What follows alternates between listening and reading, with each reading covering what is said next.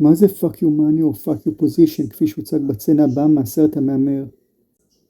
Somebody wants you to do something, fuck you. Boss pisses you off, fuck you. הולך אבי האבטר על השאלה, אני לא בטוח שנכון להשתמש בביטויים האלה, אבל אנחנו לא המצאנו אותו. דמיינו את הסיטואציה הבאה. הבוס שלכם צורח עליכם, הלקוח הכי גדול שלכם מתנהג אליכם כמו זבל, או שהעבודה פשוט שותה לכם את הנשמה, ואתם פשוט קמים, לוקחים את התיק ואומרים חברים, לא מתאים לי, בהצלחה, והדופק שלכם אפילו לא עולה.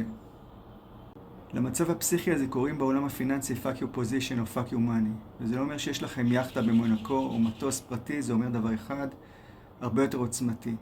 יש לכם מספיק חוסן כלכלי כדי להגיד את המילה לא. איך זה עובד בפועל? גרסת הגיבוי, יש לכם בצד כסף נזיל שמכסה את ההוצאות שלכם לחצי שנה עד שנתיים. זה אומר שאתם יכולים להתפטר מחר הבוקר ויש לכם שקט נפשי מוחלט למצוא את הדבר הבא שבאמת מתאים לכם. 2. גרסת המאסטר. זה עצמאות כלכלית ממש. הכסף שלכם כבר מייצר לכם הכנסה פסיבית שמכסה את רמת החיים שלכם. אתם לא חייבים לעבוד יותר בחיים, אתם עובדים רק כי אתם רוצים. היופי בפוזיציה הזו הוא שהיא משנה לחלוטין את חוקי המשחק.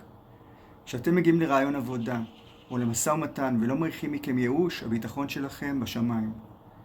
אתם לא בעמדת מגננה, אתם בעמדת כוח. מה ה-fuck you money שלכם? כמה כסף בצד אתם צריכים כדי להרגיש בפוזיציה הזו? תכתבו לי בתגובות פה למטה.